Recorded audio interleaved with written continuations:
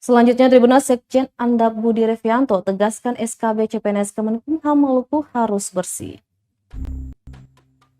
Sekretaris Jenderal Kemenkumham Republik Indonesia Komjen Pol Andap Budi Revianto terus menegaskan kebersihan dalam seleksi CPNS Kemenkumham Maluku. Ketegasan itu disampaikannya saat meninjau langsung proses seleksi CPNS Kemenkumham yang telah memasuki tahapan seleksi kesamaptaan di lapangan Tapahari, Tantui, Ambon, Sabtu 27 November 2021 pagi. Baginya hanya ketekunan dan kerja keras yang menentukan keberhasilan peserta seleksi. Berulang kali Andap Revianto menegaskan tak ada penyimpangan.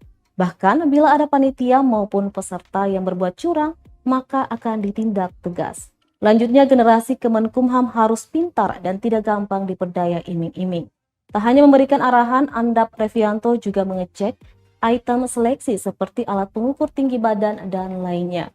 Diketahui tes seleksi kesamaptaan Kemenkumham Maluku dibantu langsung oleh Brimopolda Maluku dan dibagi menjadi dua bagian, yakni kesamaptaan A dan kesamaptaan B. Sementara kesamaptaan B terdiri dari pull up, sit up, push up, dan shuttle run, dan kesamaptaan A yakni lari mengelilingi lapangan Tapahari sebanyak 7 kali dengan dinilai 100 poin.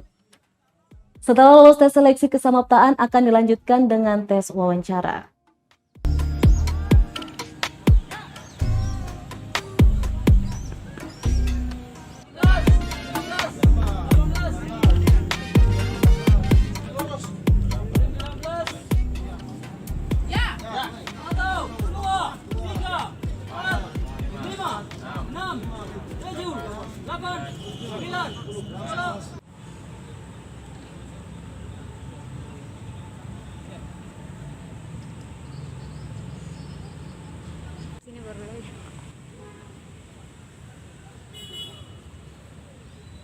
Terima kasih sudah nonton.